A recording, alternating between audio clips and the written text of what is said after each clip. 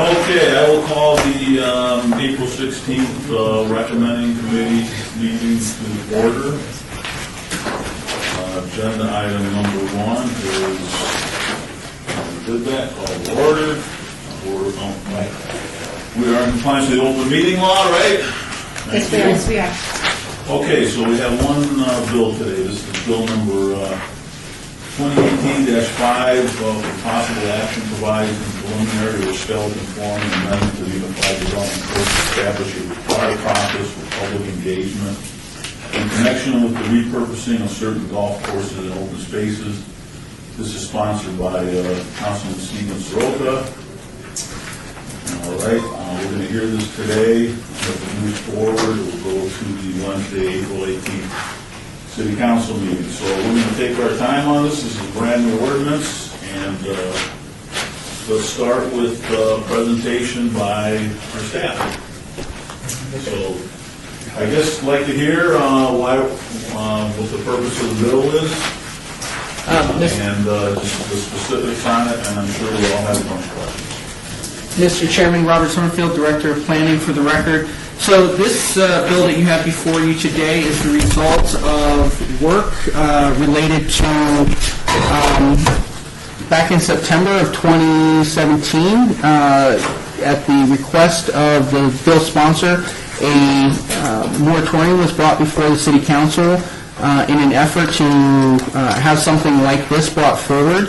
That moratorium failed, but Council did direct staff as a group to come back to them with an ordinance that addressed public engagement, enhanced public engagement, and potentially enhanced development requirements for projects that propose to redevelop a open space in an established residential community or neighborhood. And that open space could include a park, a golf course, a trail system, anything that was developed and had been amenitized as an open space for that community or neighborhood. It took us a few months to work on this. We actually convened a policy advisory panel that had representatives from the mayor's office, the Ward 2 office, and the Ward 6 office, as well as representatives from the Homeowners Association,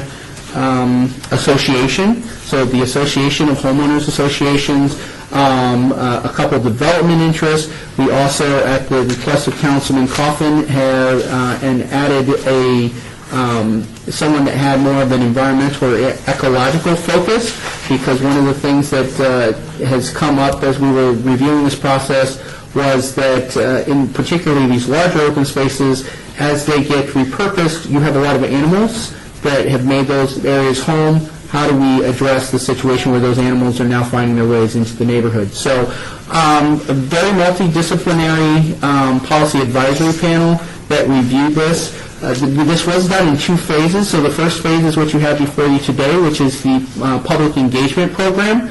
The second phase, which Planning Commission heard earlier this month and will come before the City Council as a bill introduced, I believe, next month, will address the development standards or development requirements. In this ordinance, you have a multi-part public engagement process. The first part... Let me just I just wanted to talk about the purpose. Let me just get that down so we understand that. So the purpose of this ordinance is to improve, and this one I got it. Okay. The other one. Thank you. So the purpose is to improve public engagement when taking a parcel from public use to commercial or residential. Is that right? I just want to clarify, it's not from public use, it's from an open space, so it could be a private use. So it could be, again, golf courses are generally private golf courses, potentially public golf courses. Parks could be it could be a private park that is being converted into a residential or commercial development. So there's a new definition of open space in the ordinance that does indicate that the open space could be public or private, but it's a space intended for enjoyment and recreation. Definition, because I want everyone to be really clear on what exactly this ordinance is directed to. So, if I understand it, the definition is in the First Amendment, right? We got First Amendment. Correct? It's on page 5, and it's at the bottom. Correct. That would be So this ordinance is directed towards, is called open space, and the definition of open space is at the bottom. Is that right? correct, sir. Section 4 of the proposed First Amendment. So it's open space, that's what you're calling it. So it says at the bottom, open space is defined, is set aside, dedicated, designated, or reserved for public use or enjoyment, or for private use and enjoyment of owners and occupants of land adjoining or neighboring such area. Right? That's the definition. That's the first part. There is a second part to the definition that follows on the next page. So the second part, which is number 2, is either improved or is either unimproved, or includes only improvements that pertain to or are incidental to the intended use and enjoyment of the area. Such improvements may include structures, amenities, landscaping, paving, or other service treatments that provide for or facilitate recreation and enjoyment, or that provide for support and maintenance of the area for its intended purpose. And then I just have another question, if that's okay, Chair. You Definition. have said that we're looking at Phase 1, but Phase 2 has already gone to planning. Is that correct? Correct, ma'am, through you, Mr. Chairman. So these are distinct amendments. So this first one that addresses public engagement stands on its own. It does not require the second phase, which is to address the development standards in order to be enacted, and vice versa. If, for whatever reason, this public engagement ordinance is not approved by City Council, it is not required in order to, for City Council to adopt, I apologize, the braces are getting me, to adopt the development amendment that would be coming forward in May. So they stand alone. There are two phases of addressing what the sponsor and the City Council had requested staff to prepare, but they're standalone amendments. Okay, that's just wanted to make sure. Okay, so this pertains to public use, and it starts out with, it's set aside, or it's intended for open space, and it goes on to say it's reserved for public use. So that would include a park, the Airheim Park. It would include a horse trail, right? It would include parking spots, it would touch, and this is why I asked. Let me just do the public, so stuff that's considered public space would be a park, would be a horse trail, because anybody would have access to it, a walking trail. Those are areas the public has access to, and you really can't keep the public from going there unless there's some kind of a nuisance, right? Correct. If it's been designated as a trail, not just something that people are using as a trail, but if it's a designated trail, park, other type of open space, then yes. So a park in Summerlin, or a park in Sky Canyon, or a park in a master plan community, this would not apply to that? Correct. Those would be defined as open space. They would meet the open space definition, but in section 3 of this bill, where we provide, it's actually page. First Amendment? Yeah, it's section 3 of the First Amendment. It's actually on page 2 of the First Amendment where we provide exceptions. So while a park in Sky Canyon would qualify as open space, We have exempted that open space from the provisions of this because it has a development agreement that provides for all the mechanisms for making changes to any land use or anything within that master development. So a park in Sun City, Summerlin, this would not apply to that? Again, so yeah, we made a provision in here that PC, which is essentially the zoning district that is for Summerlin, would also not be provided for under this because Summerlin has its own development standards that generally provide for all of the different changes that occur under the Summerlin So designation. Bruce Trent Park in Ward 2, this would apply to Gerheim Park in my ward, this would apply to, What about the town center zoning? What about Silverstone? What about my HOAs that have CCNRs? So, hold on. I'm going to get to that. I don't want to stay on this one term here, set aside for public use. So we understand what that means. correct. So if it's a park within an established residential neighborhood, and so there is an exemption here if that park is going to be changed into a different type of park, or if that park is going to be changed due to a capital improvement plan. So if it's a public park that's in the city's capital improvement plan, that it's going to be changed from, say, a park to a new library or a new police station or something, for whatever reason that was the land available for that, that would be under the capital program, so it would already go through a hearing process through the budgeting process, so it's exempted from this requirement. However, if the city were just going to sell off that park and let a developer change it into office development of some kind, then that would qualify under this. Okay, so, all right, so we may have some more questions on that, but, so, this is a part that kind of confuses me a little bit. So it goes on to say, or enjoyment, but this is the part that I need some clarification on about. It says, or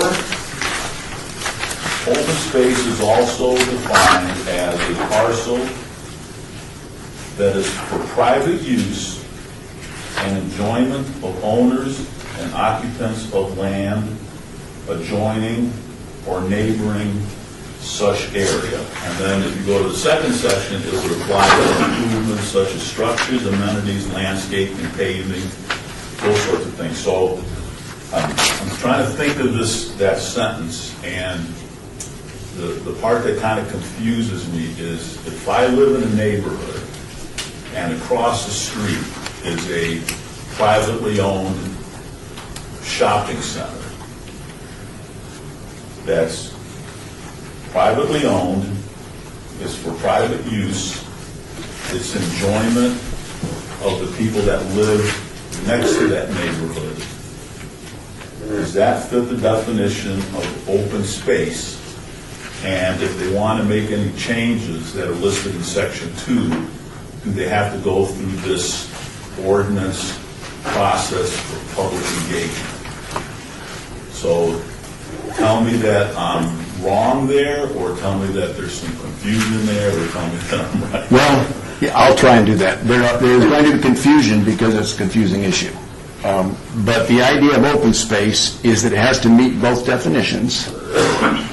And the original concept of open space is what a developer has to provide in order to get development approval. Yeah, but it says, So let me finish. It says or, and or. That's the part that, instead of and, or. Okay. Or. Okay, go ahead. When you come into the city to develop a large parcel, planning is going to ask you to provide open space. They aren't going to recognize as open space a shopping center. They aren't going to recognize as open space a parking lot for that shopping center, or a parking lot that's commercial. What they will recognize are things that the developer is willing to dedicate, designate, or set aside for public use and enjoyment that looks like open space. It may be a golf course, it may be a park, it may be a trail system, it may be something that provides recreational opportunities. So what planning has done is taken that concept that they already use for development requirements and saying that kind of open space that we would typically require of a developer is the kind of open space that you cannot convert under this ordinance without going through the process. So you have to meet the two-part standard.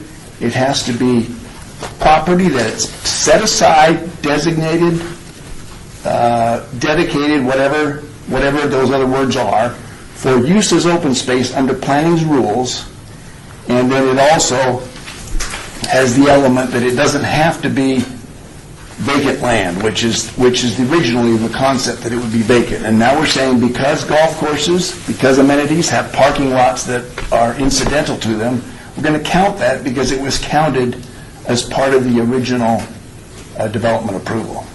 So you're going to have to trust your staff to navigate this stuff, and you've been doing that for as long as you've been on the council, and usually with good results. You have to trust your staff to tell you that parcel A there, or parcel B, or whatever you're asking about, either is or is not open space, and then you're going to have to trust your staff to say, is that open space exempted under the exemption section? We tried to write it more simply, just like the tax code always is sought to be written more simply, but it doesn't happen, because people don't want simplicity, they want their results. So by the same token, we have to have results here, and it's difficult to write that, but we've done our very best. So what's an example of parcel that's open space that's privately used and is enjoyed by the owners and occupants of land adjoining a neighborhood? That has previously been recognized as open space.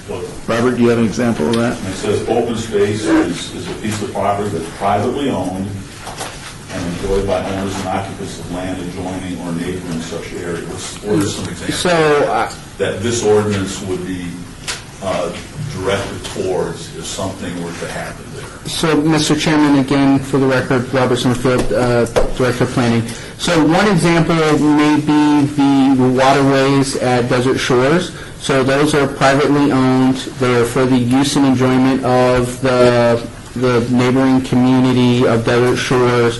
They're not a public waterway. They're not a waterway of the U.S. or any of those kinds of things that would make them considered public waterways. But if, God forbid, the developer or the owners there were to say, you know what, we need to sell this off, and the developer's going to come through and put a commercial subdivision in there because we just don't have enough commercial in that area. Again, I can't imagine it, but maybe they do. This would apply to that case. So that would be a private use, clearly in the enjoyment category and use, because there are docks that go directly into it, of the neighboring parcels and property owners, and so that would be covered under this definition of open space. So the shopping center at Desert Shores would not be affected by this ordinance? No, the shopping center at Desert Shores would be an interested party to reaching, excuse me, to reaching out in terms of the public engagement part, because they are a neighboring property owner to the amenity, but if they were to redevelop the shopping center at the lake, that would not change. They could do that without disengaging them. So they have to engage? I'm sorry? Well, so, all right, that's a good example. So that kind of helps me a little bit. But the thing, Val, you mentioned, if this is going to be like the tax code, where people don't understand what they have to do, that can be problematic. Yeah. We don't want to get in a situation where a developer and our staff are arguing over the definition of open space and what they're supposed to do and what they're not supposed to do, and the ordinance doesn't help clarify that. I agree. I agree. If that can't be resolved, you shouldn't adopt an ordinance. Correct. So You just give up. So if we can't get to that place, we would just give up. Okay, so we have to get to that place. Okay, all right, very good.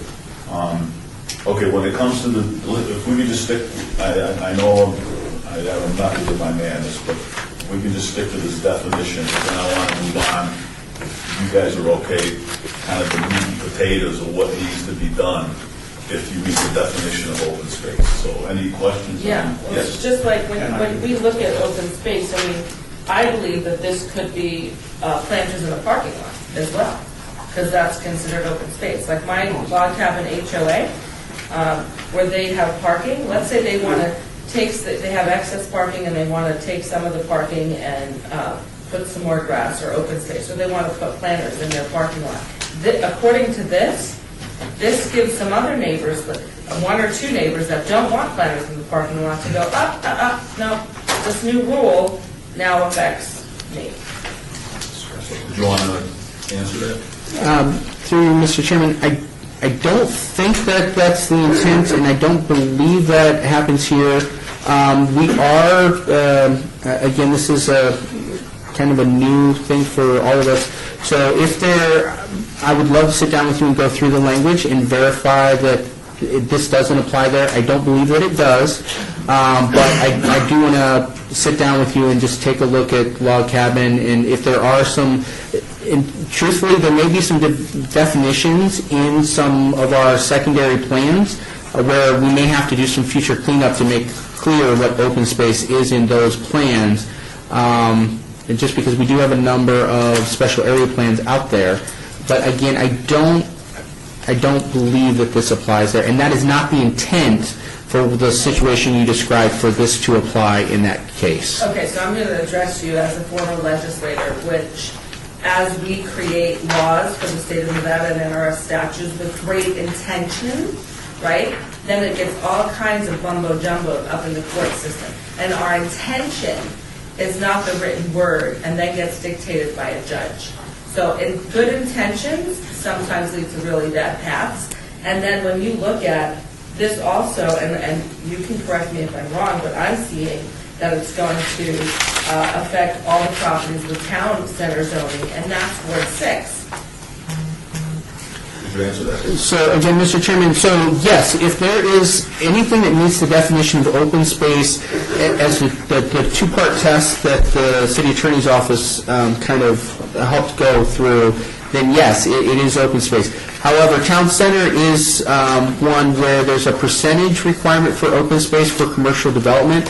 One of the things, and we're not there yet, but one of the amendments that I'm going to propose is that we make it very clear that this does not apply to open space that is a part of a commercial development. So again, if we go back to the original purpose that the chairman kind of asked me, this is meant when you take an open space amenity within an established residential community neighborhood and repurpose it into new commercial or new residential, that this applies. This doesn't apply, for instance, in town center.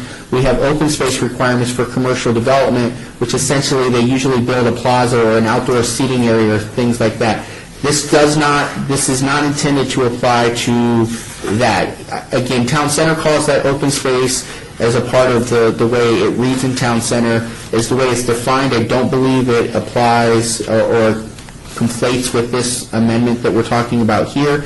Additionally, to help further clarify, one of the proposals that when we get to that point in today's hearing, we will make is that we make clear in the exceptions area that this does not apply to open space that is a part of a commercial or non-residential development.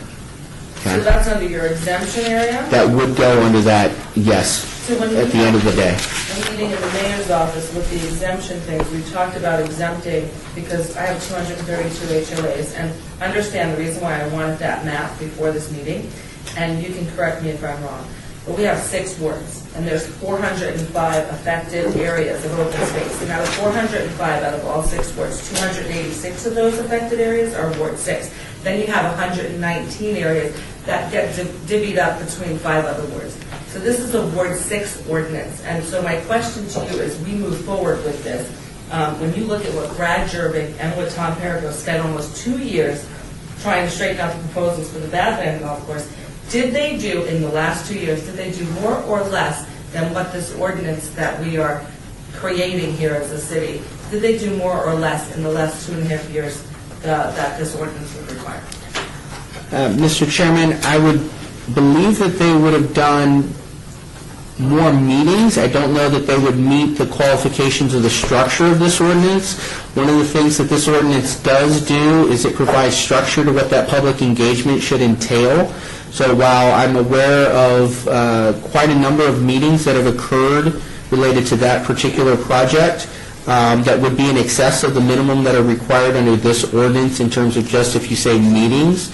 I do not believe, though, that those meetings would rise to the structure of what's proposed for public engagement under this ordinance. Okay, and then you were here in 2005 when the city of Las Vegas adopted the Northwest Open Space Plan. So how much of the open space adopted under this plan will this ordinance affect? So I did start in 2005. I'm not quite sure if I was here when that ordinance or that amendment was, and we have not done an analysis to determine, based on the open space designated in the Northwest Open Plan. And again, I think open space there is categorized or characterized a little differently than we're defining it here, but that is an analysis that I can have my staff do, and I can get you a response back on. So the thing that concerns me is we also didn't do an impact study on what this ordinance would do yet, have we?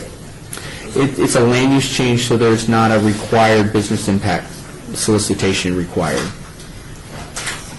Any other questions on the definition? No, okay. Well, yeah, the definition, like, you were basically handling it before, but I'm still, this verbiage, land adjoining, that means land adjoining. That means anything I own privately, if it's adjoining a neighbor, now I get to be dictated by neighbors. This is not the way we do things in the city. Hold on. I want to just have a question. So, again, so for clarity, so this would be if that privately held land that you're referring to is a community amenity, is an open space, is, again, as the definition reads, is private use and enjoyment of owners and occupants of the land adjoining. So, yeah, if you have your own private water park that's not, I mean, you walled it off, it's not a part of the community, it's not a part of any designated open space. If it's a commercial recreation facility, if it's your horse ranch, if it's whatever, then this doesn't apply, that doesn't constitute open space. So for instance, a question that came up in briefing, so an example of an area that wouldn't be considered open space, so we have the on Rampart, we have, and I blank on the name every time, but we have the sports complex. So that sports complex is a commercial recreation facility. It's not a park. It's not, it would not be considered as open space under this. It's a commercial recreation facility. It's not a part of a residential, existing residential neighborhood. So that, again, that's a different connotation. So again, if you're private, you're private. If your private property, though, is an open space and meets the other qualifications, then yes, the neighbors would be a part of the public engagement process. So when we talked to the mayor's office about this particular definition, we were looking at all the exemptions. We also threw out the CC&Rs. So I have 232 HOAs with CC&Rs. So if my HOAs have their CC&Rs, are we able to exempt all of my HOAs with CC&Rs? So I mean, their CC&Rs protect them. We don't need another policy in place to make things difficult. So I would defer back to the city attorney's office on that one. Val's right there, right? Yes. Val, can you answer that? Yes, Councilwoman. The council could exempt anything that has a homeowners association and CC&Rs associated with it. The reason I don't recommend that is that zoning rules that are public and private land use rules, which are what CC&Rs are, have two different purposes. They have two different focuses. Their authority to exist comes from two different laws. They're supposed to operate independently. And we know, as a matter of fact, that many zoning ordinances aren't enforced as stringently as residents would like them to be. On the other hand, many CC&Rs are almost never enforced. And that is a decision that gets to be made by those who adopted the CC&Rs. They get to decide whether they enforce them or not. To try and say that one set of regulations covers both the theory and the focus of the other just doesn't work. And that's why the courts universally say, if you have CC&Rs, they are private land use. They're enforceable by private people. If you have zoning rules, they are based on zoning principles that come out of a master plan, and the government gets to enforce those. And that they operate independently. You have to satisfy both. So you could do it, but I'm suggesting you don't, because you don't have the kinds of theories underlying those CCNRs that you have underlying our zoning ordinance. I just want to give an example. I mean, we're here because Badlands has no CCNRs. Silverstone does. Our Silverstone, we're going by our CCNRs, and now today, we're sitting here developing a citywide ordinance because of Badlands, and it's not fair to my ward. I'm adamantly opposed to this. I encourage you to vote against the ordinance if you don't like it, because that's the way you do it here. If you don't like it, if you don't understand it, you're perfectly capable of voting against it. So I want to stick with the definition of open space, and then I'm going to have our staff go through the specifics on what's required by a developer if this applies to their piece of property that they're trying to redevelop. Go ahead. I want to make sure we're not getting ahead of ourselves. I sense that people think this is the end game. This is not the end game on this. I'm not sure what the end game is. That's in another bill to be seen. This is to decide who should be noticed and how they should be noticed in certain circumstances. And we kind of define here what those circumstances would be. So this is not a bill that mandates how development should occur or anything like that. It is a notice procedure for if you're going to have development. Okay, I'm going to stop there and ask, is that correct? Through you, Mr. Chairman, yes. So this is the public engagement program. It is limited in its scope to addressing how public engagement should be done in the unique circumstances Okay. outlined. So this is sensible in the sense that it's practical, is to set up a procedure in advance of anything changing. This doesn't change a thing out there in anybody's private land holdings or public or open space land holdings. It's not even defining exactly what those are. It is, as I see it, correct me if I'm wrong here, I want to make sure that I'm understanding it, because it seems to me that there's a little more being imputed into this bill than, in fact, really should be. This is to just tell us who, we lay it out to the public and those people who own land, what they have to do. So it doesn't take away the rights of someone who owns private land to say, you got to convert it or you cannot convert it. It doesn't say anything like that. It does not. So, Mr. Chairman, through you, this bill does not in any way take anyone's rights, public, Yeah. private, either way. It simply prescribes a process if you're going to repurpose an open space as defined from open space to commercial or new residential, that you have to go through these steps to engage the community prior to submitting your application for those entitlements to make those changes. So following on that, you distinguish between those places that have CCNRs and don't. I think Badlands has been used. I don't think it's going to apply to Badlands, if I'm not mistaken. Well, that would be ex post facto, wouldn't it? Correct me. Val, this doesn't affect Badlands, that case proceeding ahead, does it? This ordinance, as currently drafted, would not affect any applications that are in the process. They would affect new applications. If it were to be adopted, they would affect new applications coming out of that development community. So we can- And the council could also, and I answer this question because it's come up before, and I answer it every time it's asked, the council could extend it backwards and say, if you have something in the pipeline, we're going to apply it. I don't expect the council to do that, but see, what I'm saying is the council can do that. It's just not in the ordinance right now. Or not. Or not. Yeah, so Correct. it's still in the purview of the council if it passes. And I assume the committee, well, I don't know how our committee will choose to do it, recommend passage or failure, one of the two, it's going to go to council. The question would be is, though, for example, it's been stated that Badlands doesn't have CCNRs. Is that correct, by the way? Because it was thrown into the mix. They have some sort of covenants, don't they? Mr. Chairman, through you, my understanding is that the homeowners associations have CCNRs, but none of those were connected to the golf course, the former Badlands golf course. So the Badlands golf course was not a part of their CCNRs, which I think is different than in the other case that we have, which is the Silverstone case, where the residential, the homeowners association did have some CCNRs that provided. Actually, a little more familiar with Silverstone's the rights of those people there than I am with the Badlands, because that's always been up in the air. So, I feel your pain. Don't worry, I know it's getting I rough. just asked a good question that might clarify something. and I can just- Hold on. I'll finish my question. Yeah, but- Let's get off the Badlands. I'd like to say. No, I am off it. I wanted to make sure Badlands I wanna was talk about not this part of this, and it is not. It is. Ask something that- It is not part of So this. could- But you might be able to add your opinion. No, because of something you said. I Oh, just okay. thought of something. Go ahead. Great. You ready? Okay. Through the chair, Thank I you. will yield for Thank the you. question. Okay, so gentlemen, listen. Okay?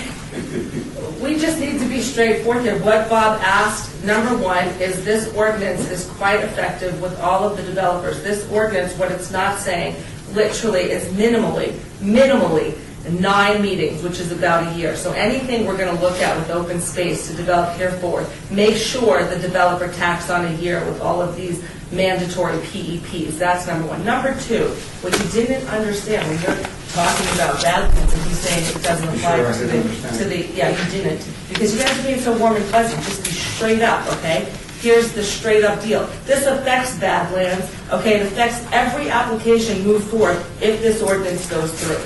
So don't be like warm and fuzzy with not the straight I words. thought I'm warm and fuzzy with you and not with the We can be warm Okay, and all fuzzy. right. So now, Hold on, I hold told him on. before. Hold on, I'm taking over. Oh, come on, be nice. This is supposed to warm and be, fuzzy. hold on, this is supposed to be a public hearing. Okay. To get into the details Let of me ask the one ordinance. last Okay, we're not doing that yet. So I gotta say, so this pertains to open space, right? We're kind of talking about that. So if this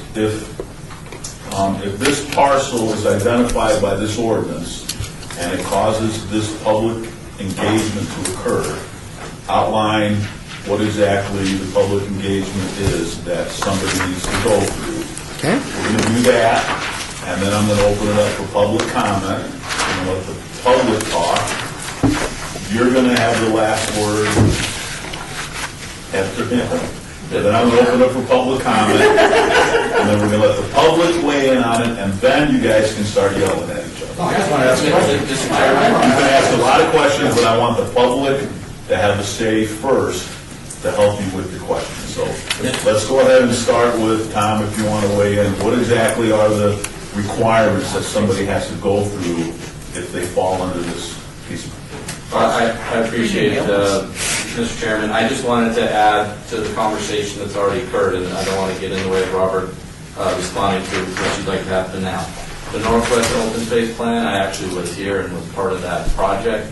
That is, like many of the plans, the special plans within the master plan, it's more aspirational, sort of lays out the city's desire to have appropriate and adequate open space for the enjoyment of people, all this kind of stuff. This bill wouldn't really affect that. Those types of goals and objectives that are laid out in those plans are enacted through zoning, and it goes back to what Mr. C. and Mr. Summerfield were saying, that if through some sort of an entitlement process it is designated as open space, trail, park, whatever, and there would be a clear record of that in all those actions the council takes, and staff is really good at figuring all that out, then that's when this bill would come into effect. It wouldn't really have anything to do with the Northwest Open Space Plan that was adopted. So I just wanted to provide that clarification. And I wanted to say that Robert was very perceptive to the question of the time that Brad and I spent on the project that we no longer want to talk about. He's right. There were many more meetings than would have been required by this, but the structure that provided for in this bill was not there at all. And then one other quick thing on Sun City. Mr. Chairman, you had mentioned that it wouldn't be part of this.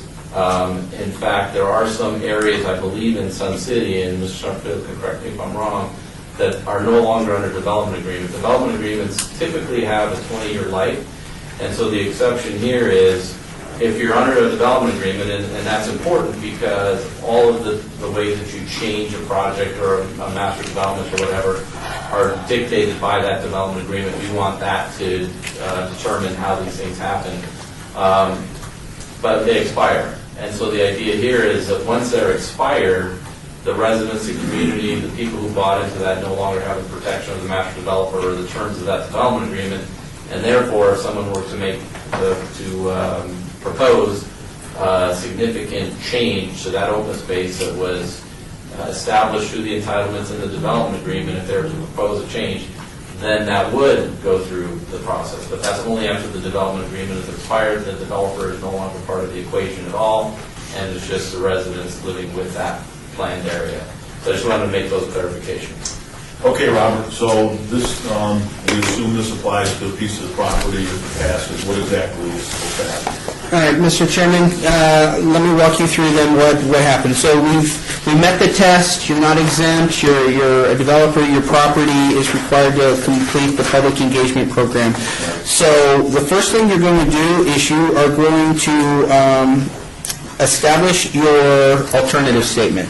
So you're going to complete a review of the project. The alternative statement basically says, if I weren't to propose the project I'm proposing, here were the other things I looked at. One of those could be continue the amenity as it currently is. One of those could be, for instance, in the case of maybe a park or a trail system, dedicating that to the city. Or it could be looking at some different development alternative beyond the one that you're going to be proposing to the community and to the city council. So you're going to complete the alternative statement. You're going to complete that first because you're going to use that alternative statement as a part of your informational meetings when you start the neighborhood meeting requirements. So the neighborhood meetings, you're required to do a minimum of 2 informational meetings.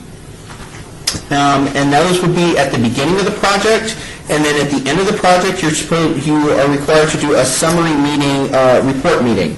So the informational meetings are so that you've introduced the community to what the proposed development and repurposing are.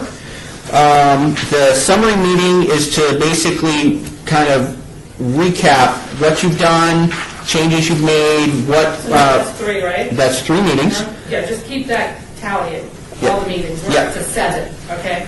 Go ahead. No, we're at the beginning. We're only at the 3. Okay. We're only at 3 at the moment. So that's 3 meetings. So the summary report meeting was basically to, at the very end of the process, to summarize what went through and what the proposal that's going to be submitted to the city is going to be.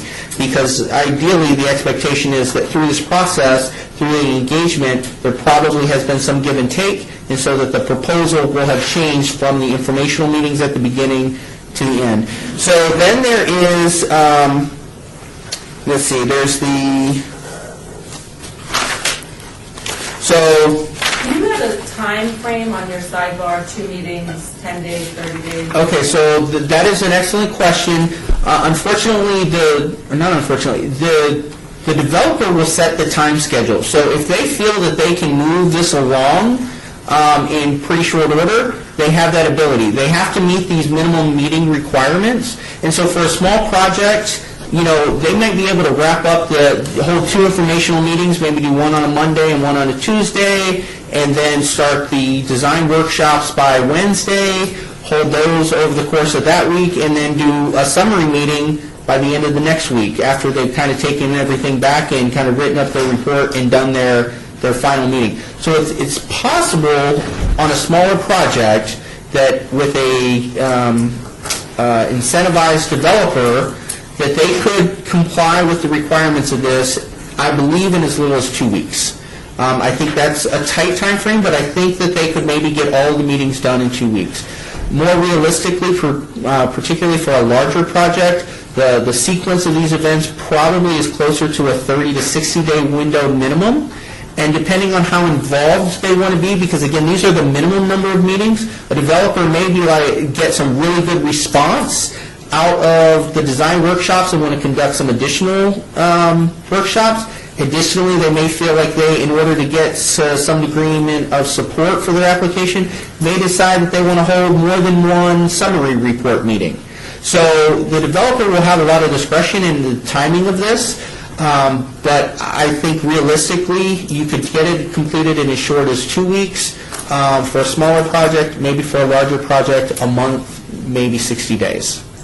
So let's- But there is no prescribed amount of time, other than the noticing. You need 10 days to notice the meetings, but you could notice all of your scheduled meetings at once and just do that 10 days prior to the first meeting. So they submit an alternate statement, they have two informational meetings, and then they have a final summary report.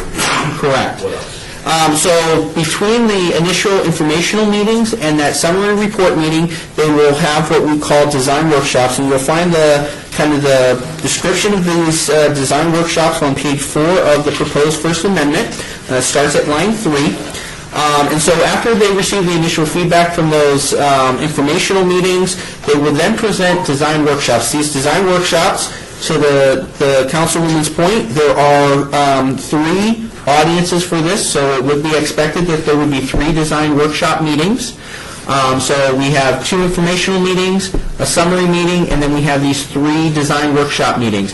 The design... 6. We're at 6. So the design workshop meetings are intended to be very focused amongst the specific constituencies. The first one would be a design workshop with the owners of property that's immediately adjacent to whatever the amenity that's being repurposed.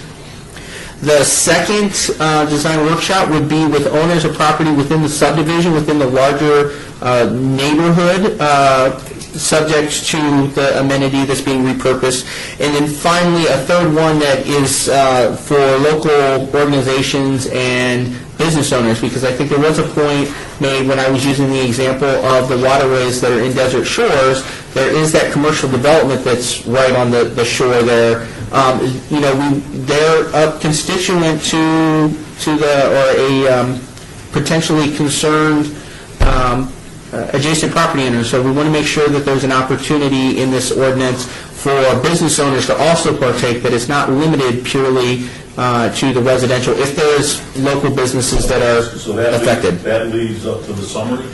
Correct, that would lead up to the summary. Now, this ordinance does propose 1 additional meeting, so there is a 7th meeting, but this is post-application submittal. So the 6 meetings I just described, the 2 informational meetings, the summary report meeting, and then the minimum 3 design workshops, those are all pre-submittal of an actual application to the city. The engagement process does propose 1 final meeting. Once you finalize all your plans and submitted those to the city, you would hold 1 more neighborhood meeting to show what basically the fruits of all that labor were, and that this is what was actually submitted to the city. That's after the summary? That would be after the summary report and after the actual submittal. What else? And that's it for meetings. So there's 7 required meetings. There is, as a part of that summary meeting, there is a summary report that the developer would be required. So at the beginning, they have the alternatives report. Here's what we were thinking, essentially leading up to being prepared to make this proposal. Then you have the summary report, which basically outlines, and you see the requirements for that. They start on page 4 and go into page 5, start line 20 on page 4, I think it is. And basically, that is just like any kind of report. It's basically saying, I've completed the steps in this process. Here is the interactions that I had with the community in the neighborhood. Here was the changes that we've made. Here's who I sent it to. What this summary report does is it helps provide for the developer the ability so that they can basically put everything on the record. Here's everyone I reached out to, so that no one can come through the actual entitlement process and say, hey, I wasn't reached out to, no one asked me, I didn't get the mailer. The developer will have submitted everything in writing. No, here's who I sent these notices to, here's the radiuses I used, and I'm certifying that that's who I sent it to. So again, it's very transparent, very public accountability for this process, and that's essentially wraps us through the public engagement process. You're done? Yep. All right. Let's go ahead and do public comment, and then we will sit here if you want to answer questions. So, step right up. If you want to comment up here, Come on up here. You can ask your questions or make your comment. Please identify yourself, and we'll And then, I apologize, Mr. Chairman, just wanted to clarify, we do have some proposed adjustments to the language that we want to make before we close everything out, so we can wait until you get back to us, but I just want to make clear that there are some adjustments that the city attorney's office and planning would like to propose based on some additional discussions we've made. Yeah, and Mr. Chairman, it may be that you'll want to hear those very limited changes right now, so that maybe that will either answer some questions or head off some comments by members of the public. It's up to you. That's a good point. Okay. All right, go ahead and do that. I caught him off guard. Sorry, I apologize, my computer logged out. Okay, so specifically, the changes that I'm going to kind of... Will this be a second amendment? Is that right? We'll be working off the proposed First Amendment, but if you were to approve something today, we would call it the First Amendment. First amendment. We could do whichever you like. So you're looking at the First Amendment? Correct. Yes, I'm looking at the proposed First Amendment language, and there are some changes that we want to make in the exceptions section. So I'm on page 2 of the draft ordinance in lines 1 through 9 at the moment. Okay. All right. So as I mentioned previously, we want to add a new exemption for non-residential property that has been developed for non-residential purposes that includes open space. That might Commercial? Correct. So again, this is specifically addressing the town center concern because we have open space requirements as a part of town center. For commercial developments, again, they usually put in plazas or outdoor seating areas for restaurants and things like that. Repurposing that is not what this bill is intended. The sponsor is okay with that. So again, we are proposing to add an exemption, and I'll need legal to help me finalize the language between now and Wednesday. But actually, no, I apologize. He's already finalized the language. So let me read what he wrote. So we would add a new, sorry, the glare. We would add on section, so exemption C, so I believe that's like line 5, we would actually, right, that's what we're still doing? I apologize, hold on, we were talking about this even up till the meeting. You want to combine them or not? I want to not combine them, okay, it's a Sun City thing. So, I'm sorry, so we would add a new D that would say something to the effect, the repurposing of any area that has served as open space pertaining to a non-residential development where that open space functions as an area for vehicle parking, landscaping, or public space is exempted, essentially. And then we also want to make a change to the existing C that eliminates from the comma after LVMC 1916-150, if the city council approved a waiver of the requirements of this subsection G requiring or regarding that project. It's essentially redundant. By approving the development agreement, they've set in stone what the development requirements for that area covered by the development agreement is. So we just want to eliminate that area for that waiver. Okay, that's it. You also want to add RPD? Yes, and there was, and I apologize, my notes got hinky here. And so then there was a further addition to the requirements section. So now I'm going to go back to page 1 under the section called General for, it starts on line 20. We also wanted to add a new, the requirements of this subsection G apply to the repurposing of golf courses and open spaces located within, and then we wanted to add a new one, a development within an RPD district, because you don't necessarily have to have a PD district for these. You could have an RPD district, and so we want to be clear that this would apply to a development within a PD or RPD district as well as an area within a PD district. And I think that takes care of our clarifications or amendments. Okay, thank you. All right, let's go through public comment. Good morning, Mr. Chairman, council members. I'm petitioning for 1980 Festival Plaza Drive.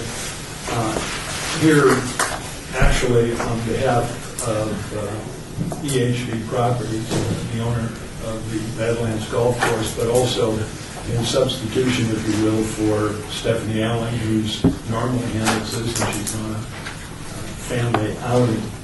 Just a couple of comments, if I may, actually four. I don't understand why we need these.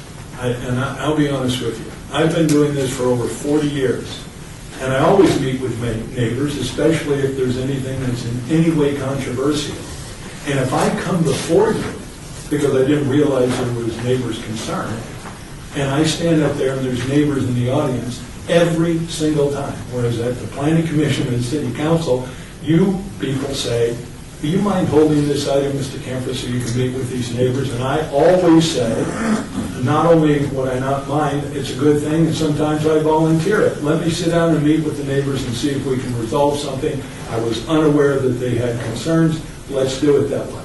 And a lot of times, the council member or his liaison or her liaison will say, I want to be at that meeting to hear what has to be said. Now, that's the way it's worked for the over 40 years that I've done it. And candidly, I always thought it worked best, because you ultimately have the power. You have the power of denying something if somebody isn't going to properly meet with neighbors. So I don't think, in the first place, that this regulation is needed or ordinance is needed in any regard, because applicants should use common sense, and you should use the power that you already have. This particular one, that ordinance kind of reminds me a little bit of what the county did, and that should cause you to bristle a little bit, about 20 years ago, when they wanted to get at Walmart. And so they adopted the big box ordinance.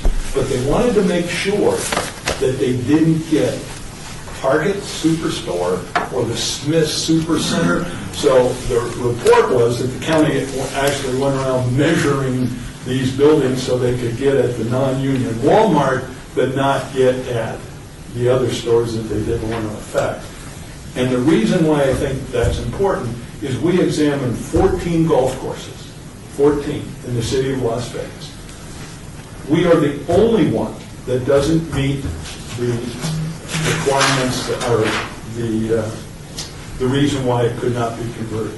They're either owned by the city of Las Vegas, these other golf courses, they're owned by the HOAs, or they have restrictive covenants such as Silverstone that says you cannot convert the golf course unless 75% of the residents say that.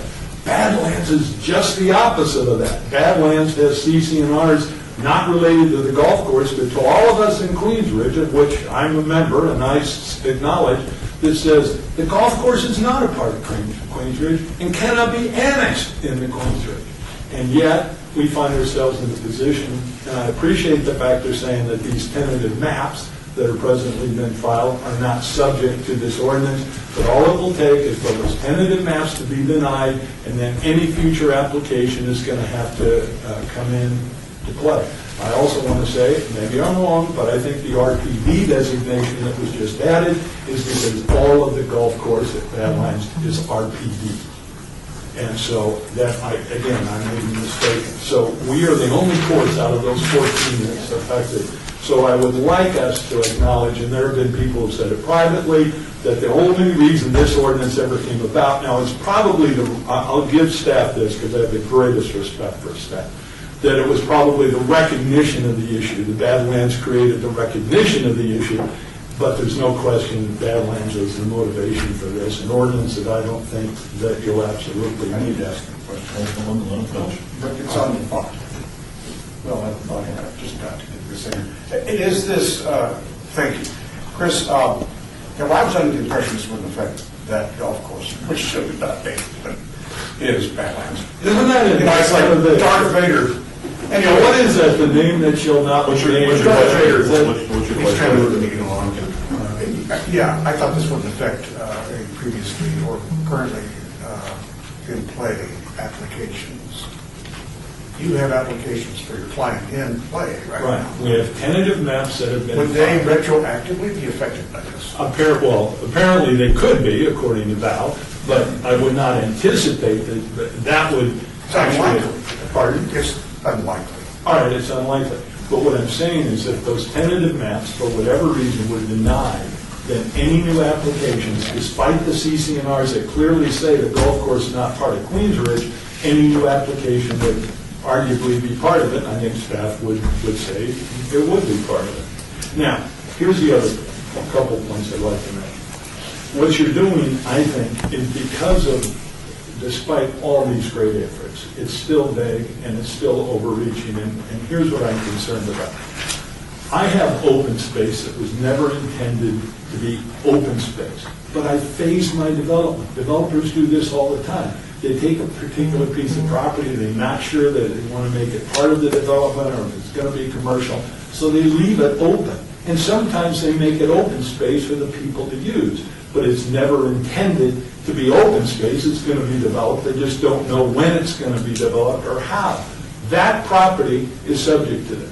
So despite the fact I never intended that property to be open space, and despite the fact that this property doesn't constitute the amount of open space that I'm legally required to have, I still have to go through this process on property that was never intended to be open space and which people did not believe was always going to be open space, which gives me to my last point. The city wants to protect its citizens. It's a wonderful and candidly it's a wise thing to do.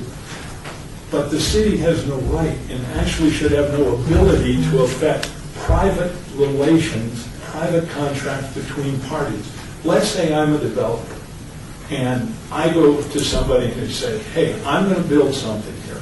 Now, next to you is going to be open space. Could be a golf course, could be whatever. But I want you to understand, I can develop that any way I want, residentially, commercially. It doesn't have to stay a golf course. It doesn't have to stay open space. And don't buy this home unless you acknowledge that. And I'm going to put that in a contract, and you're going to sign it saying that this property can be developed other than as open space. Now, that person signs it, acknowledges it, I sign it, we have an agreement. Now, for years, it's open space. And now it's going to be something different. This person, this buyer, comes to you and says, protect me from the contract that I signed. Protect me. I didn't realize it. I realized it, but I never thought it would materialize. All of that, they're saying, protect me from something I signed. And I don't think we ought to be doing that. I don't think we have too much government regulation anyway, and now all of a sudden you're getting in the middle of regulating contracts between private parties. If you want to do something important out of this particular meeting, out of this particular whole concept, make sure that in contracts that are signed, purchase and sale agreements, where there is open space and where there is a provision that that open space may be converted, make sure that it's noted by ordinance, which is the best way, that that language has to be bolded, has to be in a larger font than the rest of the contract, has to be separately initialed, so that you don't have people saying, I didn't know that the golf course could possibly be converted. But don't try to save people from contracts that they sign. It's not right, it's not what government should do, and it interferes impermissibly in private business relations. Thank you. Okay, let's just, all right, go ahead. Do you mean to say, I just want to make sure you understand, my question is not to be hostile, but to say that my feeling is that nearly all regulation comes about because of abuse by somebody of somebody else. In other words, usually a big versus a little. I agree. So why do we have too much regulation, Chris? I mean, I don't want to get into a rhetorical battle, but understand that there's a purpose for that. Next Yeah, public comment. that's fine, that's fine. Go ahead. You understand what I'm talking about. Go ahead. Matt Walker with Bronson High Harbor Streck on behalf of the Southern Nevada Home Builders Association. I appreciate the thoughtful conversation that's taking place here today. I think the questions you've heard about even the basic definition of what projects this would apply to lets you know that it's a complicated subject, and their ability to answer some of these basic questions clearly is problematic, especially when you represent an association that has over 300 members, have various interests and various holdings across the valley that could or could not be subject to this. I wanted to kind of present the flip side of Mr. Kemper's argument. What if you have a group of homeowners subject to a CC&R? What if they even took the extraordinary steps to change their CC&Rs to allow for repurposing of some open space? These neighbors then want to proceed to keep their HOA solvent to solve a public safety issue, like taking a private sidewalk as part of open space and then converting it into roadway. Then they need to, one, undergo these burdensome and lengthy public engagement portions. Then they get neighbors not subject to the CCNRs, not paying in or to keep their HOA viable, then getting a vote to whether, and getting a say of whether they're allowed to move forward with the change in open space that they wanted under their community and under their governing documents to proceed with. I think there's a fundamental problem with that. And as an association, we just ask you to consider on continuing to get this conversation and continuing to find ways that you can address CCNRs within this when they allow for repurposing of open space. Furthermore, we appreciate the change of definition for development agreements, and over the last 6 months, we've continued to engage with this council and staff to dial this thing in and hope that that continues. Last point I wanted to put on the record, before I put it on the record, the commission, it's so critical that we get these definitions right, because you don't get, as a council, to take a look at a waiver request to this ordinance. This ordinance says that unless you meet the definition of open space and undergo these processes to the satisfaction of staff, you can't even come in with an application. This stops you as a council from taking a look and saying, you know what, staff, I understand why you thought that was open space, but we disagree. It's a fundamental stumbling point in what otherwise might be a critical project to keep an HOA viable or keep the community vibrant in the case of another economic downturn. And we should hope that this council takes a hard look at this ordinance and the various ways it can be applied before it moves forward. Thank you. Yes, good morning. My name is Bob Cronauer. I'm here representing the Sky Canyon Master Development Master Plan Community. Just a couple comments here. We are against the ordinance that is in this proposed form. Two simple reasons. One is timing. Time is money. When you not only have a master development plan or a master community, but you have a regular development outside of a master plan community, the timing is very important with respect to developing and getting those jobs to be continuing to work on those type of projects. The second thing that we also have concern with is there is no minimum acreage requirements within this open space.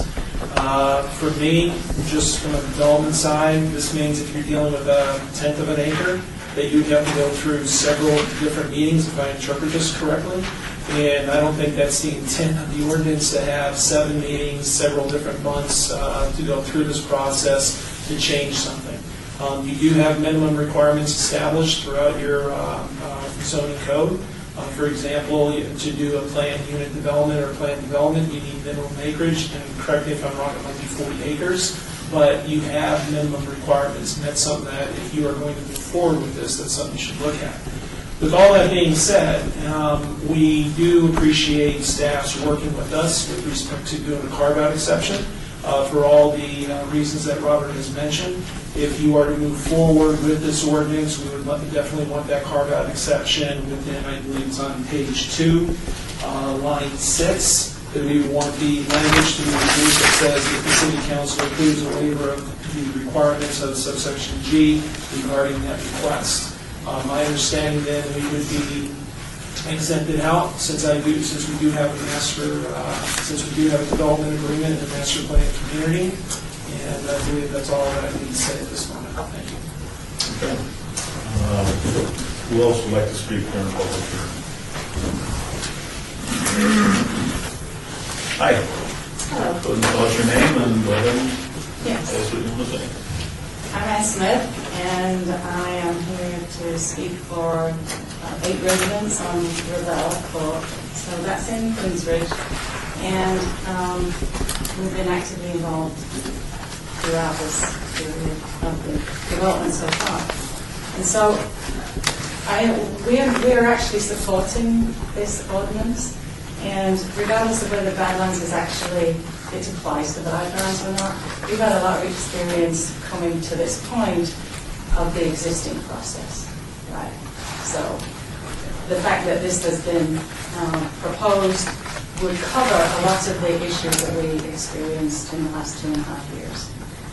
And I'm talking about this as regular residents who feel very isolated and powerless on their own, and we happened to get together as a street to have some discussions, and the mayor was, actually had to ask Brad Jervik to intercede on our behalf because we were getting nowhere with the developers. So what it says to me is that the process that you have right now is developer-driven, so they have more control over the process, and the devil's usually in the details, which I'd like to give a comment on a few of the pieces of this. And the fact that the city attorney was negotiating to try and get an agreement between a developer and some residents seems a bit strange under normal circumstances, that would be necessary, and that the developer, we couldn't have meetings where we actually progressed with anything, which we didn't. So, and we were the ones facing the high-density development, which, for our belief was incompatible. So, what we would like to say is that this process in itself takes it away from it being A, developer-driven, and B, it takes it away from, it gives a process that everybody can fall back to, and not one ward dictating one thing, or one ward saying, no, we don't like that. So it makes it a standard process for the city.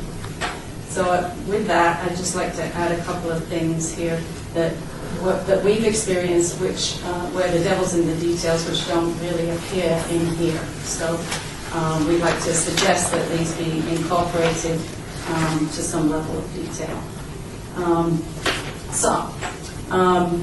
In the neighborhood meetings, or any of the informational meetings or summary meeting, you really need to provide, it says by code how much notice they have to give, but to be quite honest, we got very little notice for any of these meetings.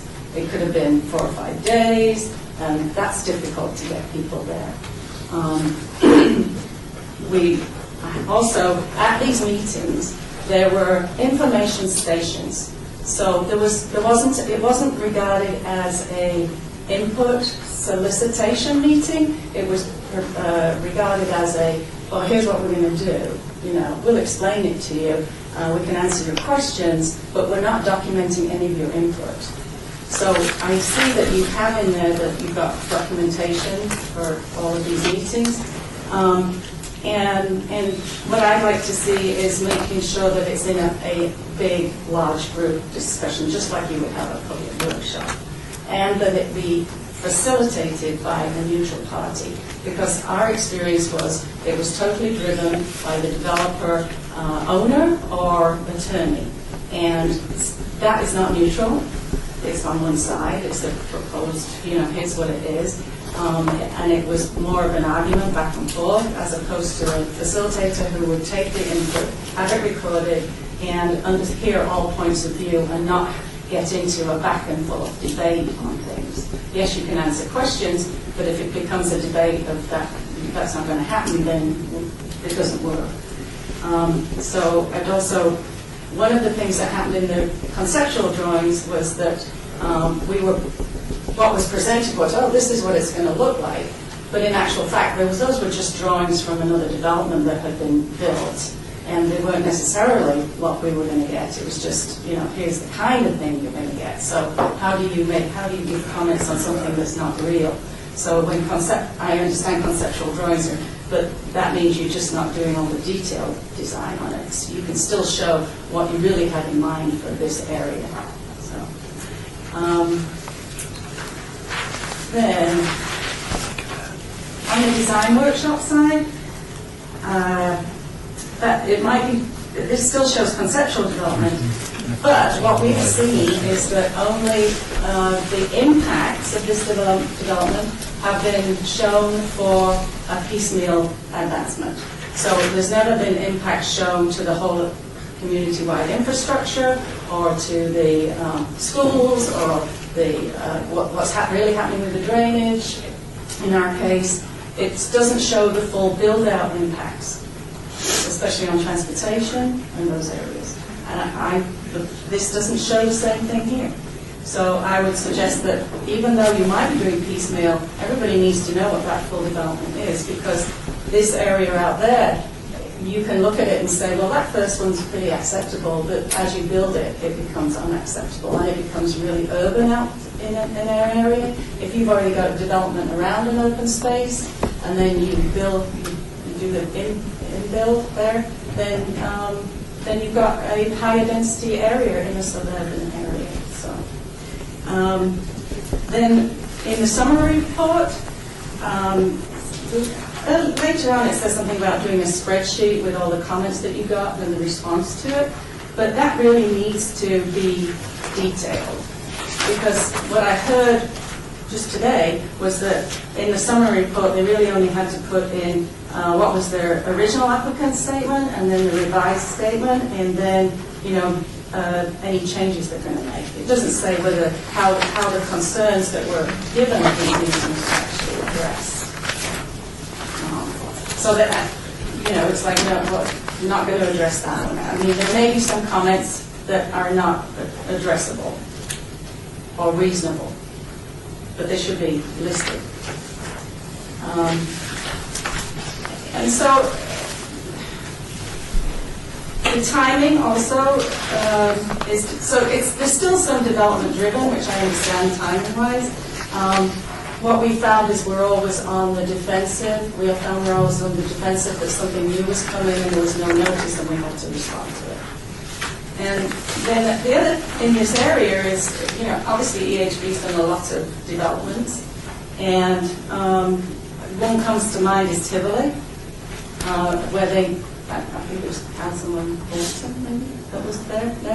But he actually, and I have friends who live in that neighborhood, they had meetings where they actually addressed some of their concerns. So I'm just wondering how this process, compares to what was required in that case and what they actually responded to. Because it's not been, we're still working on it, but whether we get relief by this, I think this needs to be a little bit more detail driven, otherwise the developer can do similar things to what was done in Badlands so far.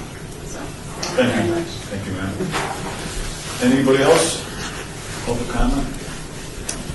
Yes, sir. Art Knopfsinger, Queensridge resident. I'm not going to rehash a lot of this because you've heard it all. I've watched it on television. But I will say this, I wouldn't wish this process that we've been going through on my worst enemy. This has gone on for years. We've had a 30% drop in real estate prices, at least. We are now being inundated with rabbits of all things, because now they can't eat the grass on the golf course. And we've got what I describe, and without getting too personal, a rather vindictive developer who has decided to say that we've been dumping on his properties. Well, now, can you imagine Queensridge residents taking trash and dumping them on his property? I don't think that's likely. But he's made sure that he's put signs up at every major intersection so that every time you come through the gate, you see the sign. No trespassing, no dumping. Big signs. I would like to think that this proposal would give some structure to what really is needed. This whole process we've got now is not working. We need some structure, and I think that this offers the last best hope. I don't want to see somebody have to go through a 3-year ordeal. I would think that the councilwoman wouldn't want to see her residents go through that either. My residents are protected by their CCMR, sir, so they get to do that. Go ahead. I'm glad. Finish your comment. Okay. Smarter than us. Thank you. Thank you, sir. Any other public comment? All right. Robert, anything you want to add? And then I'll turn it over to my two colleagues here for questions or comments. Yeah, I would just say if there was an appetite to make a proposed change to address, I think I heard a couple comments about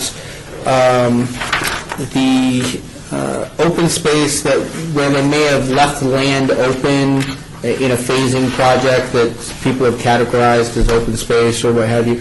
I think the city attorney's office had done a real quick draft of some language we think that might clarify that, so that we, if there's an interest, we can include that at this time to help assuage that concern. Otherwise, I think everything I heard is consistent with what we've talked about, unless there's specific questions that the members of the recommending committee have. Who wants to go first? Well, so I'm majorly concerned with not having the CCNR.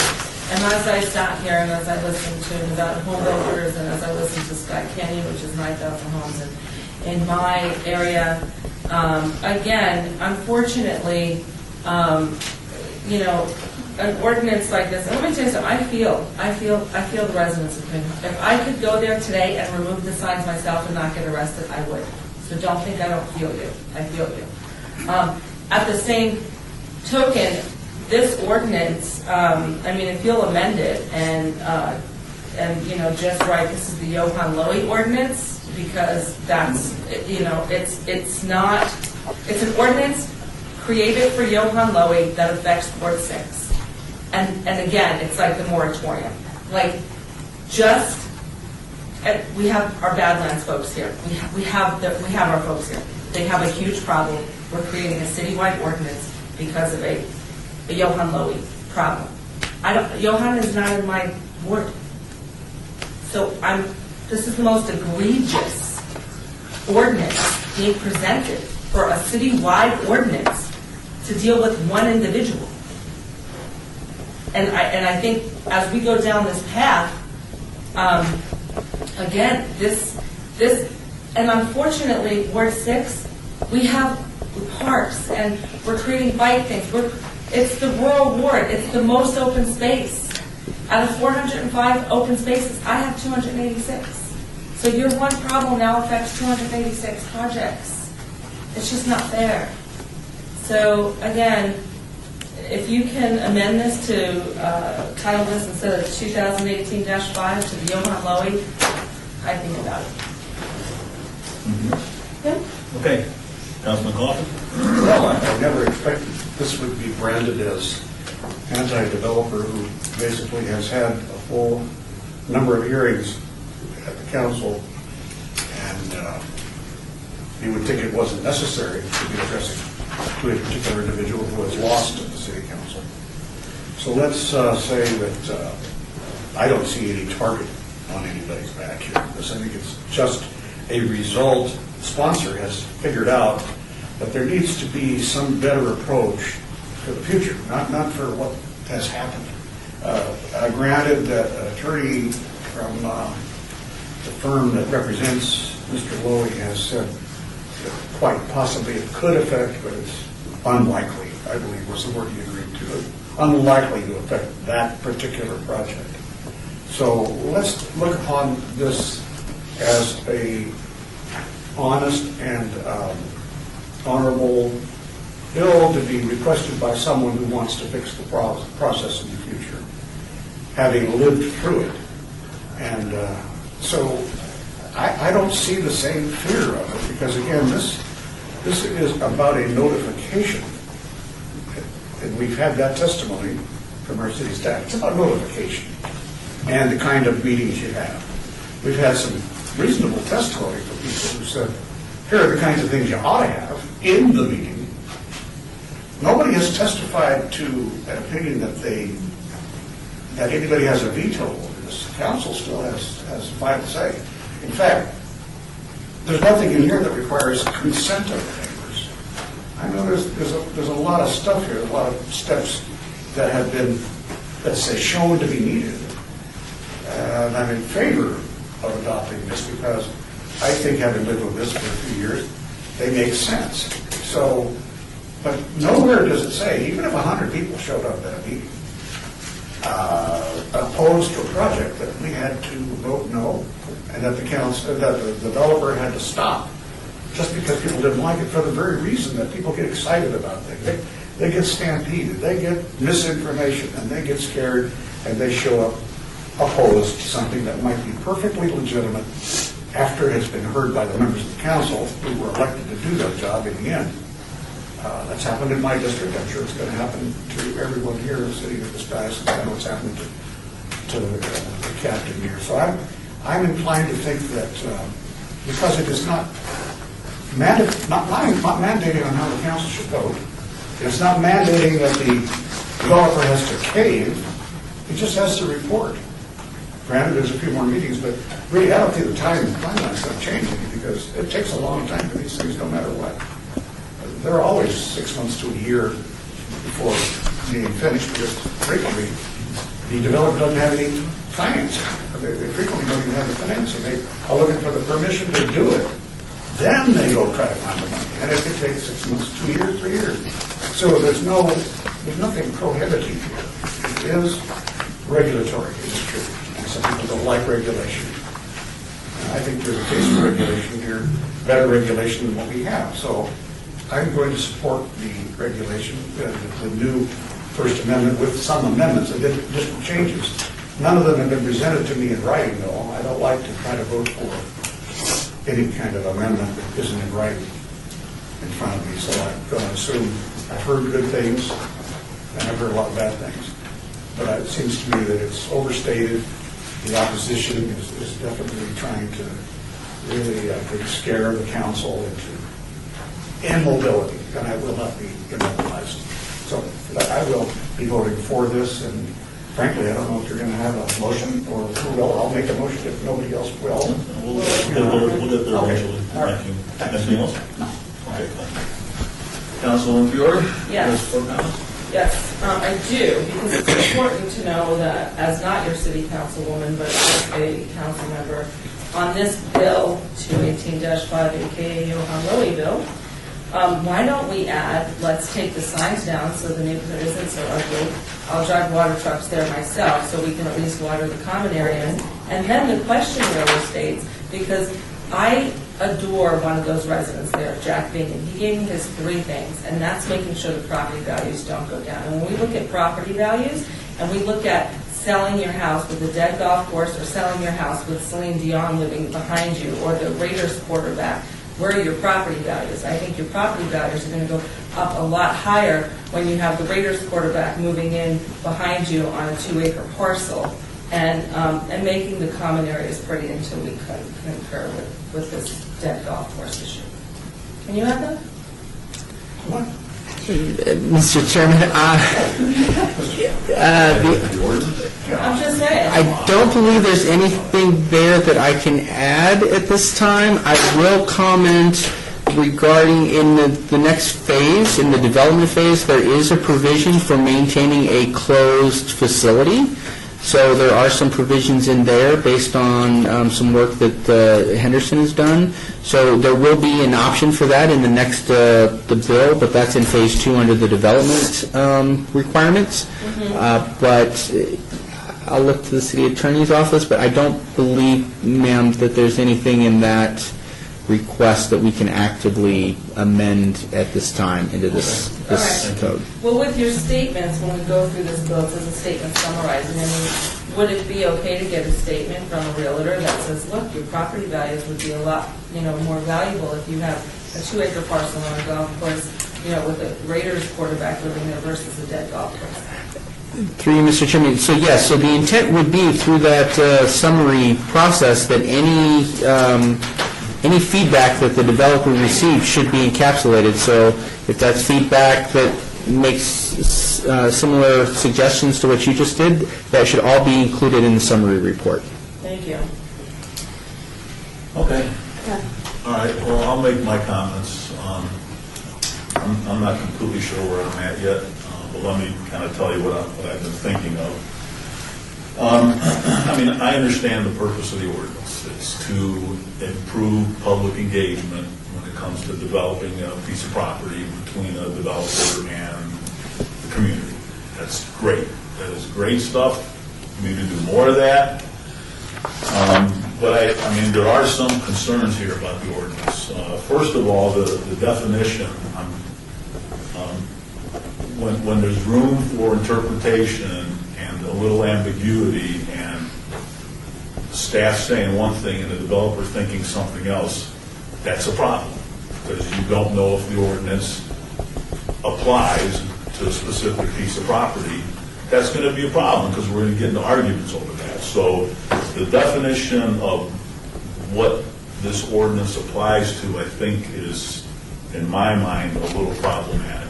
And if that's a problem, then it's going to be really tough to apply this ordinance to whatever it wants to apply it to. So that's number one. Number two, I'm taking Badlands completely out of this. I mean, some people think it's retaliation, some people think it is not. I'm looking at this ordinance as how it affects the city of Las Vegas and how it affects my ward and then how it affects property in my ward. And again, I'm not really sure which all property this applies to moving forward, taking Badlands completely out of it. So that's a little bit of a problem for me. Number two is the CC&R business. I mean, my head's going to explode. I don't know if CC&Rs apply to this. I don't know if they don't apply to them. I don't know how confusing it gets. I know Matt mentioned it, and obviously it's an issue with the home builders and CC&Rs. So I got to get my arms around that. I'm not sure how this applies to all that. I have to spend more time, and I'm not going to do that here. But that's another big question that I have.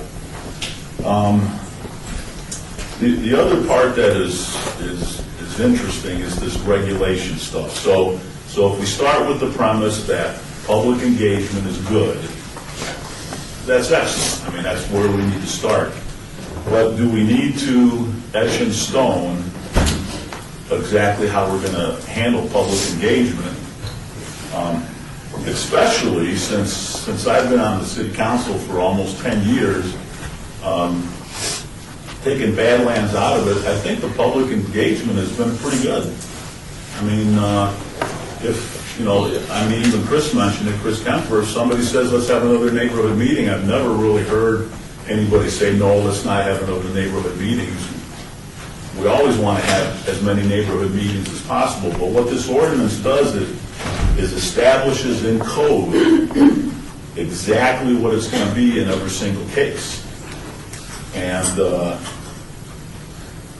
again, I think that's somewhat of a problem, because some developments may need one meeting, some may need 30 meetings, depending on what's going on, but to actually etch in stone what exactly it's going to be is sometimes a little bit, too far-reaching when it comes to laws. So if this were going to be a situation where we start out with the philosophy that public engagement needs to be improved in the city of Las Vegas, if we start, and I don't even know if that's true or not, because I think public engagement has been very good in the city of Las Vegas, but if we start with that, and then we say, let's take this premise and kind of put it out there as the best suggestion or a practice or something that you should try to do if you need to do it, that would be completely different. It's kind of like a lesson plan. You're teaching a class on public engagement, and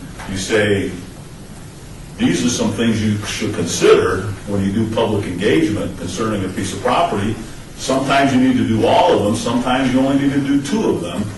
I think that would be completely different. If this was going to be a situation where we put it in planning as far as what would you call it in planning as a suggestion? What you're describing is more of a guideline, so here's a public engagement guideline. Thank you. This is kind of a guideline when you get into open space type of situations and maybe try to define it. Here's a guideline, here's some things that you should do, and maybe you need to do all of them, or maybe you need to do 2 of them. I think that would be a little bit different, but taking it and applying it as a law is a completely different thing. So, I'm not recommending it one way or the other today. I'll entertain a motion, but I'm going to wait till Wednesday and I'd like to see how this flushes out. So that's kind of where I'm at. So my motion is to deny this today. Didn't Councilman Kaufman ask to make a motion earlier? I'm sorry, who are you? I'm sorry, who are you? Okay. Yeah, that's inappropriate. totally inappropriate behavior. So Val, so somebody would vote, so the motion is to deny it, and if somebody like me doesn't know yet, how would I vote? I can't remember. Did I just vote no, or? I guess you don't know if you're not willing to deny it. You could also abstain because you're not ready to vote, but we like to discourage that because it's supposed to be when you have a conflict. Okay. Can I chip in with a request for parliamentary? So we have a motion to deny the ordinance. Okay, so we'll take some comments on the motion to deny. My comment is that I'm going to vote in favor of the motion, but I reserve the right to change my mind at a city council meeting in 2 days. Go ahead. Okay, thank you. I think that I'm just asked for legal advice here. As you know, I think I know correctly, this bill is simply referred to this committee as a matter of procedure. Sometimes bills die here because the council definitely doesn't want to hear the bill. Sometimes we don't know how the council feels. I think in this case, we don't know how the council feels. So the question is when would this bill go to the full council, regardless of passage or failure in this committee today? If it comes out of the committee with either a recommendation of denial or a recommendation of approval or a no recommendation, it is eligible for adoption on Wednesday. That doesn't mean the council will adopt it, but it's eligible because it's been published. If this bill were held in abeyance today by the committee, then it would not come before the council this Wednesday, but that's the only instance in which it would. However, okay, then let me ask you this, that if it comes out of here and it has to be considered, it only has to be considered at the council. The council could then obey it. Correct. Yeah, Correct. as long as it wants, I suppose, subject to the council. The only issue is what you mentioned, Robert, is you are going to, it sounds like I heard you say you are going to make some changes to the First Amendment, which we're not going to see today, but will be published and eligible for adoption on Wednesday. Is that what I heard you say? Yes, Councilman, so that is correct. We will have, by briefings tomorrow morning, we will have the amended language, at least a sheet showing what those amendments that we talked about earlier today are, and then we can also, like I said, have the proposed adjustment to clarify the instance where open space was overbuilt, or they built open space as a holding space and not necessarily intending it to be open space long-term. So we can have that by briefings tomorrow morning. So the one option that Councilman Coffin brought up is when it comes to obeying it, I mean, I guess we could obey this in order to see the language that you're going to put in the First Amendment at recommending, or you just throw it to the city council and let them see it on Wednesday. So it's up to you. But we do have a motion on the floor to deny it unless somebody wants to. Yeah, so my understanding is then that it's going to go to council. Because it makes sense, that you just referred to us for, as any committee, any legislative body. It doesn't die. Nothing dies or completely passes. How can we, okay, so... Isn't that right, Mr. This is strictly recommending. All we're doing is recommending to the city council. So- They can do whatever the hell they want on Wednesday. Right. Or I guess we can. So my vote will be against the denial. And then here's my That's it. question with this, because we, again, we're going to city council unprepared, nothing, and, tomorrow we'll have some amendments on it. But why don't we obey it to come back here? But we're arguing on the motion, that's good. So So how do we do that? you would withdraw your motion and see if somebody else makes another motion, or you make another motion? Yeah, so I'd like to withdraw and make a motion to obey, because until we get it right here, I don't think throwing it so where we can just argue all day to city council is a grand idea. Okay, so you're withdrawing your motion? I'm withdrawing my motion. And your new motion And my is? new motion is obey it, and let's get our feces It's obey aggregated. till when? What's your motion? I would say give us at least 30 days. So what would be 30 days recommending? Let me just get the motion clarified, and then you can comment. So 30 days would put it at the, is that May 14th? Recommending committee? Yes, before you decide on a date, this bill needs to be adopted by May 16th or it dies. So if you held it in abeyance for 30 days, that would have the recommending committee meeting do whatever the recommending committee wants to do, and then it would be heard that same week at council. If you make a lot of Yeah. changes, then you put yourself in a box where you have the 2 days to digest it, like we were talking about before. If you held it in abeyance for just one meeting, then the council would have, in the backup, on council day, the ability to see what was recommended out. Yeah, well, I Just a think suggestion. like we're doing now, we have 2 days to, and we're not even ready, so at least give us 30 days to get this straight, to let us, talk to our council members in briefing, to see, I still need the maps from you, Robert, I still need to be exactly sure. So again, I'm going to do the motion to obey this. So we actually, So what's the date? May 14th? yeah, So is that your motion? yes. To have a motion to obey this to the May 14th meeting, which means if it left recommending on that day, it would go to the May 16th meeting. So that's the motion, Councilman Hoffman. Yeah, I would argue against that, and I'm not sure that the nature of the motion is actually totally withdrawn the motion, and the reason is, the practical thing to do is to get it out of recommended. We're sitting here going on 2 hours on this bill. I foresee another meeting in here going on another 2 hours, and the same 2-to-1 decision made, because there are commitments made here on this bill. I know that we will waste our time if we have it in here again, there's no question. It'll be a waste of all our time, and this is proposing a death by 1,000 cuts as opposed to a clean guillotine. So I know how this is going to go. The motion to deny is going to pass 2-to-1. Then it's going to go to council. The council then will be able to take its time. I don't want to vote on this bill, by the way. I'm not pushing for that. I'm just saying, let's get it out of committee, because that way we have our 7 members who can take a look. Staff can get more time. We'll obey it at the council. I see it as pointless to keep it in this committee. That's all. Okay, we have a motion to obey this till May 14th. All those in favor? Aye. All those opposed?